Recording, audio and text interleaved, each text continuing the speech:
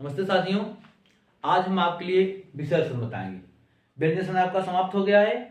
विसर्जन लगभग 2-3 क्लास चलेगी, इसको भी जल्दी समाप्त करना है हमें।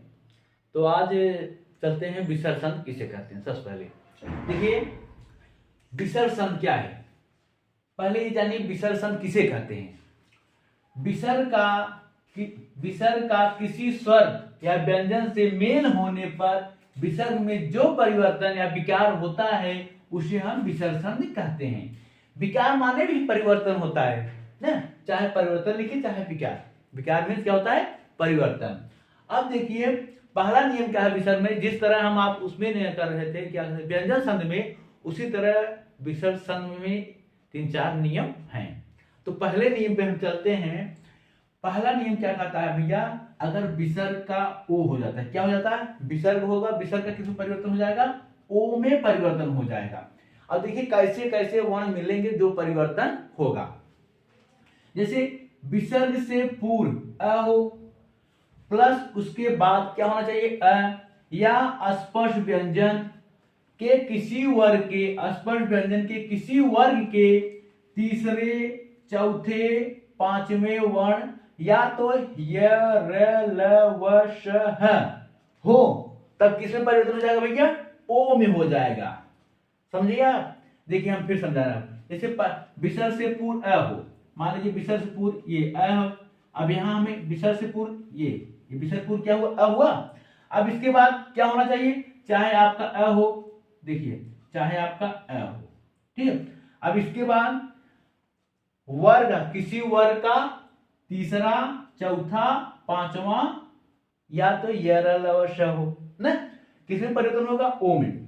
तो वर्ग कितने हैं मालूम है ना आप लोग को? 5 वर्ग ना। वर्ग कितने हैं? 5।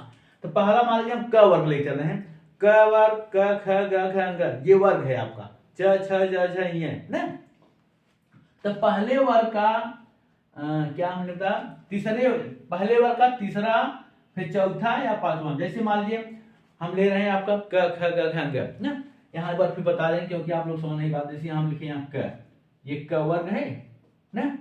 अब अगर हमें कहना होगा क, फिर ख, ग, घ, ये अंग है।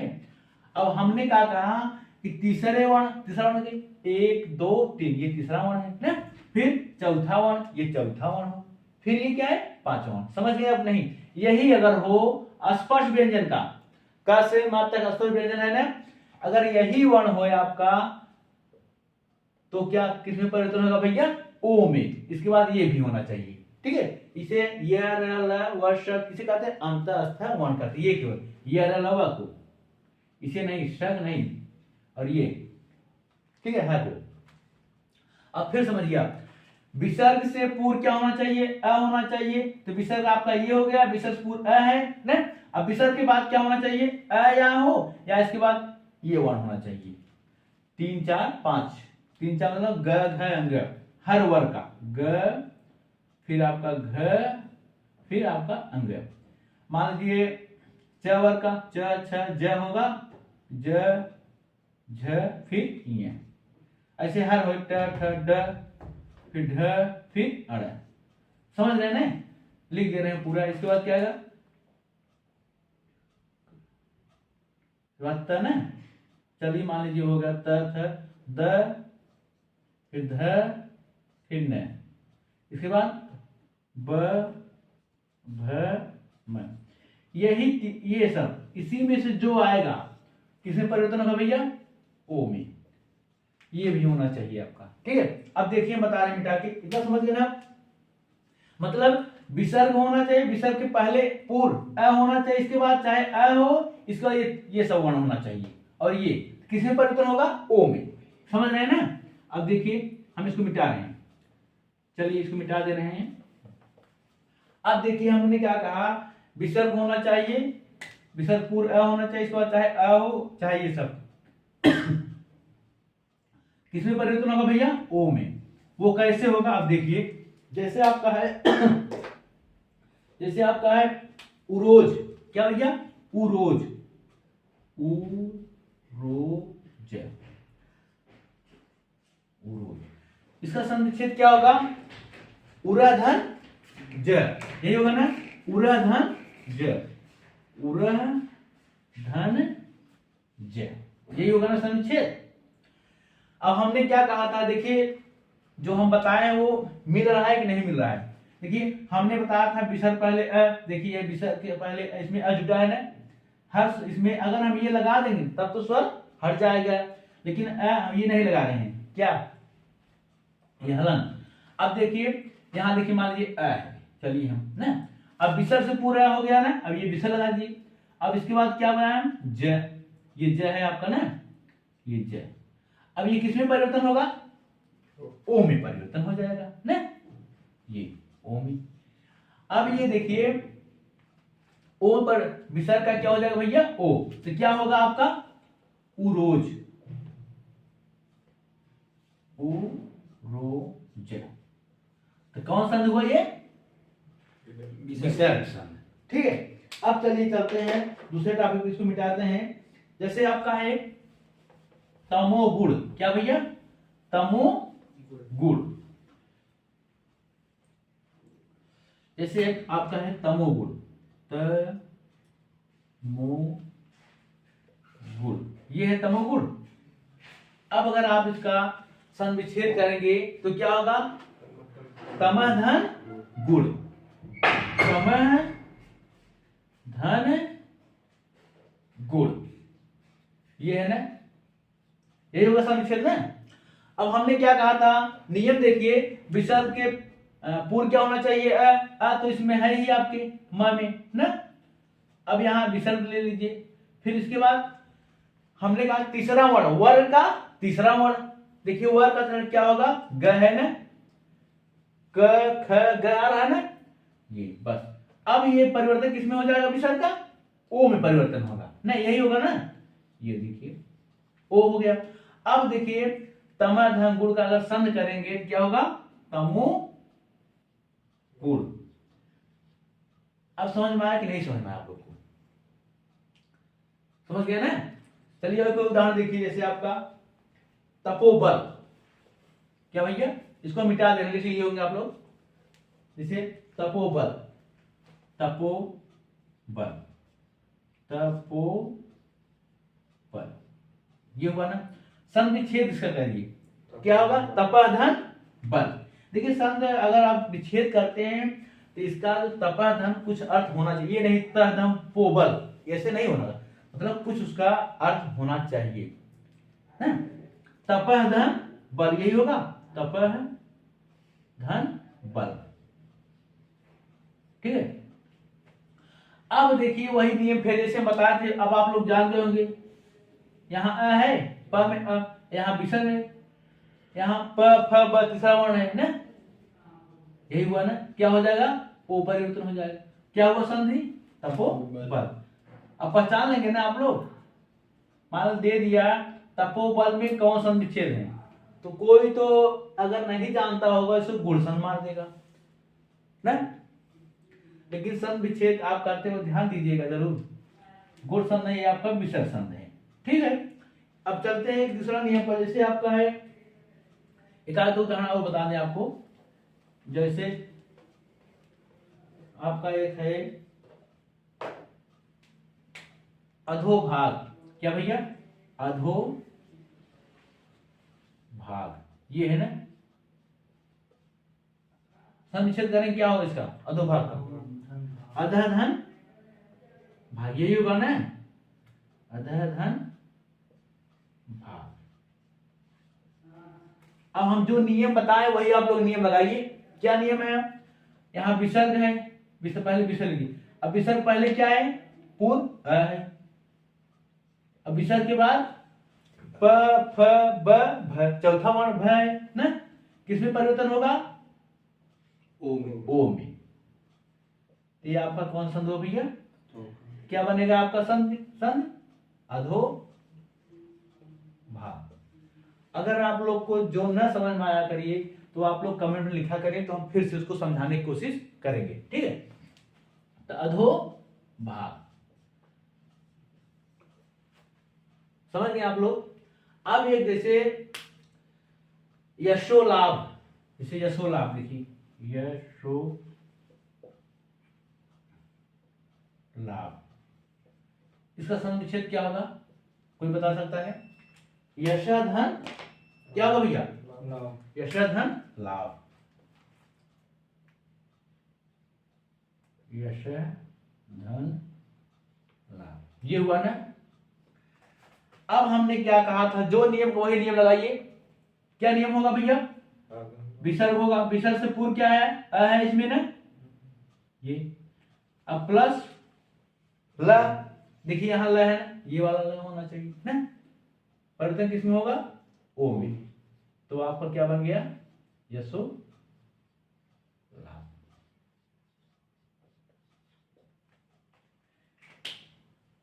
एक जैसे है आपका मनोज। अब अगर आप लोग मनोज का, ये आप लोग लिख लिए होंगे, मनोज का संविच्छेद करेंगे क्या होगा? मनधन जय। मनोज किसका पर्यायवाची है, बता सकते हैं आप? जैसे मनोज ना, मनोज, इसका संविच्छेद क्या होगा? मनधन जय। मन धन जय। अब वही जो नियम है वही नियम लगाइए आप। विसर्ग पहले अ है, इसमें अ है। अब कोई कुछ नहीं जानता होगा, पूछेगा अ कहाँ है, इसमें तो न है। ये भैया जान लीजिए, हर व्यंजन में इसमें वर्ण में न अ जुड़ा रहता है। जब आप ये हरंत लगा देंगे तब अ आपका निकल जाता है। जब ये रहेगा तब तो आप इसमें अ नहीं है मानेंगे, ठीक है। अब ये देखिए अब विसर्ग, विसर्ग पूरा हो गया। अब ज, ज हुआ ना, किसरा वर्ण है? तीसरा वर्ण है, किसमें परिवर्तन होगा? ओ में। ये क्या होगा आपका संधि? मनोज, ठीक है। मनोज किसका पर्यायवाची है? जानते रहिए, कामदेव का, ठीक है। अब एक उदाहरण और देखिए भैया, जैसे तपोधन। तपोधन, यहां देखिए तपोधन, ये है ना। तब क्या होगा इसका?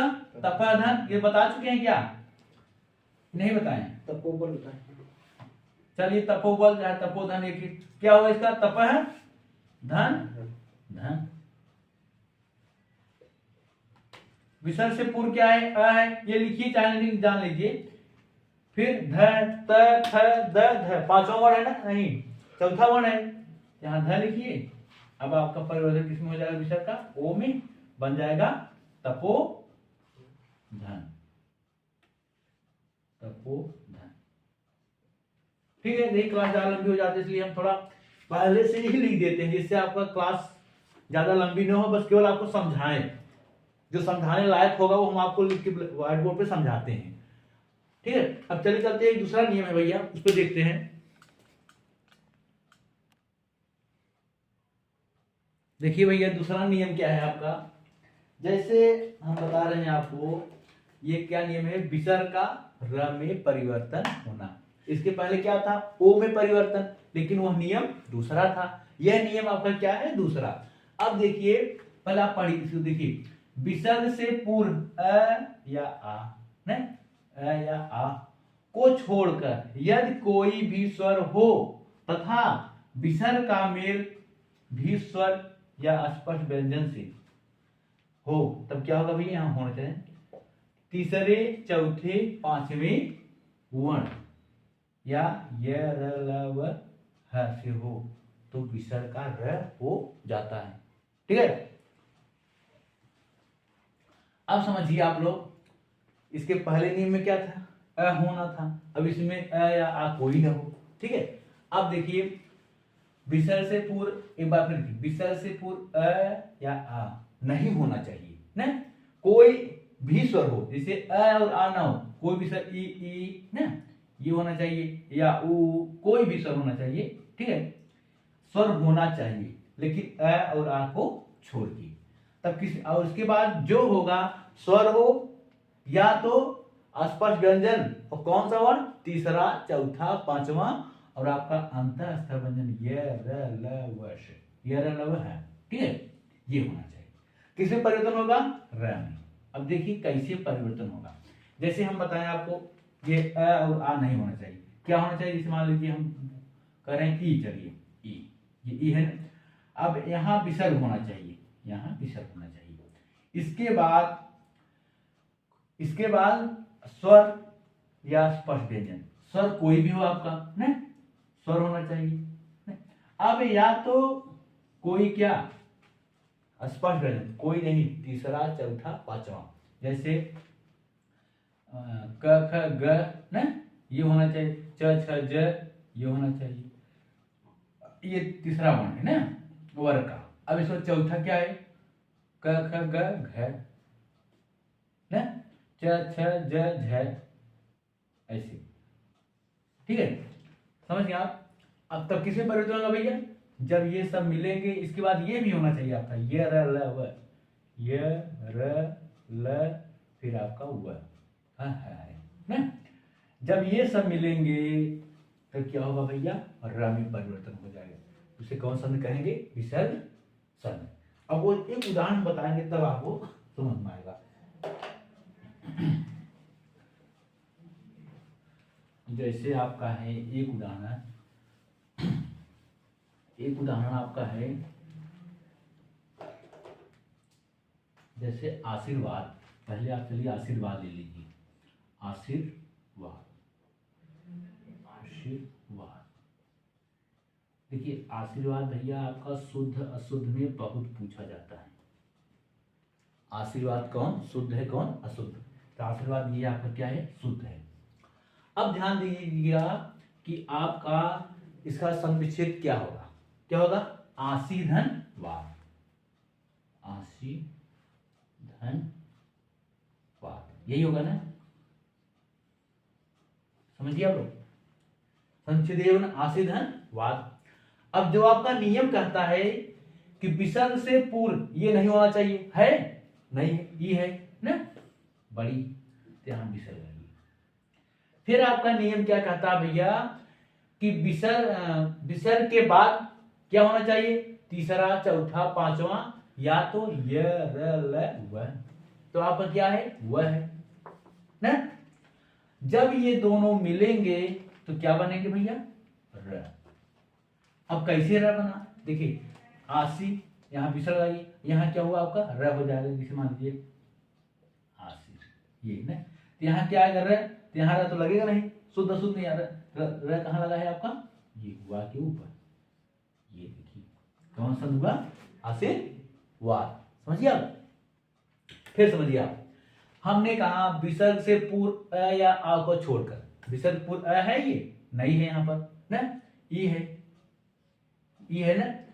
आपका विसर्ग पूर्व अ और आ नहीं होना चाहिए, इसके बाद कोई भी स्वर हो, तो आपका ई है।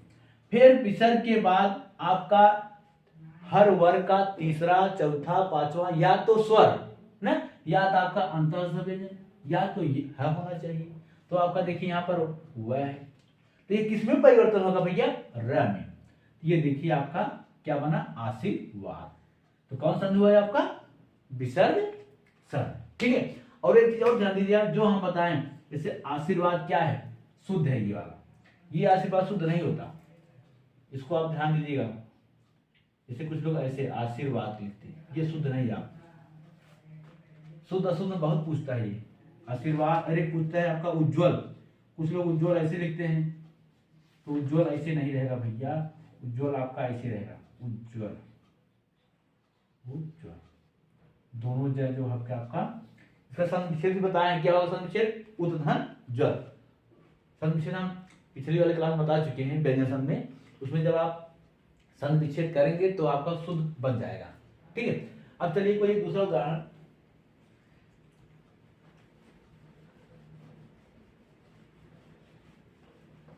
देखिए समय बहुत कम है, इसलिए हम बस नियम आप लोग समझ जाइए भैया, बस नियम समझ जाए, किसी भी प्रकार का अगर संघ आएगा तो आप लोग उसको कर लेंगे। जैसे आपका भैया दुर्गम, क्या दुर्गम, दुर्गम, इसका संक्षेप कोई बता सकता है, क्या होगा, कोई बताए, दुर्धन गम, यही होगा ना, दुर्धन गम। अब जो हम जो नियम क्या कहता है हमारा, हम फिर देखिए नियम, विसर्ग पूर्व नहीं होना चाहिए, अ है नहीं है, क्या है ऊ है ना, ऊ है, विसर्ग यहां लगा दीजिए आप लोग, प्लस अब विसर्ग के बाद क्या होना चाहिए, तीसरा चौथा पांचवा वर्ण ना, तो कौन सा वर्ण है, तीसरा वर्ण वर्ग का ग है ना। अब है आपका क्या बना यार, जब ये दोनों मिलेंगे भैया क्या बनाएंगे, र, तो यह र जो है यहां देखिए लग गया, ये दुर्गम बन गया, दुर्गम कौन सा हुआ, विसर्ग सन। ठीक है, एक और हम बता रहे हैं, एक उदाहरण और आपको, जैसे आपका है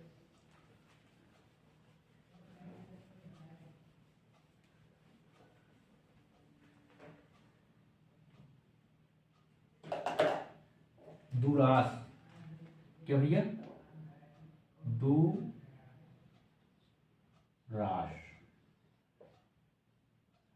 अगर इसका आप संक्षेप करें क्या होगा, कोई बताए, दुरास का संक्षेप क्या होगा भैया, दूधन रास, नो नो नो, दूधन आस, वेरी गुड, दूधन आस, संक्षेप यही बात, दूधन आस। देखिए हम फिर एक बार बता रहे हैं, जो आपका विसर्ग है, विसर्ग के पहले क्या है, कौन स्वर, ऊ है, छोटा ऊ ना, ये विसर्ग है, मान लीजिए विसर्ग लगा दिए हैं, विसर्ग पहले ऊ है, अब प्लस क्या है, आ है ना। अब आप लोग ये मत सोचिए कि सर बताए थे कि न हो, लेकिन हमने कहाँ बताया था, विसर्ग के पहले बताया था, और आ नहीं होना चाहिए, तो यहाँ है आपका ना, जब ये दोनों मिलेंगे विसर्ग क्या हो जाएगा भैया, क्या होगा, र, क्या होगा, देखिए दुरास बन गया ना, समझ में आ रहा है आप लोग को, समझ गए ना। ठीक है, बस आज के लिए इतना ही, आपका विसर्ग सन जो है समाप्त हो गया है। और एक बात हम बताएं, और देख क्लास एक बार दो बार रिपीट करके देखेंगे, समझ आ जाएगा आपको, बस नियम पढ़िए, इसके बाद किसी भी प्रकार का सन अगर आएगा आप उसको हल कर ले जाएंगे, ठीक है।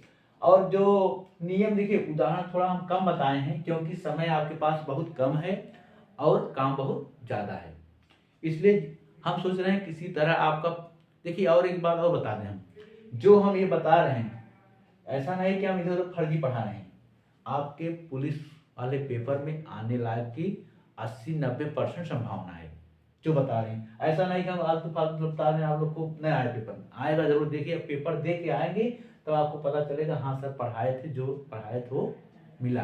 बस नियम आप समझिए, उदाहरण कोई भी दे लेकिन नियम आप समझ जाएंगे, किसी भी प्रकार का संदेह भैया आप लोग कर डालेंगे, ठीक है।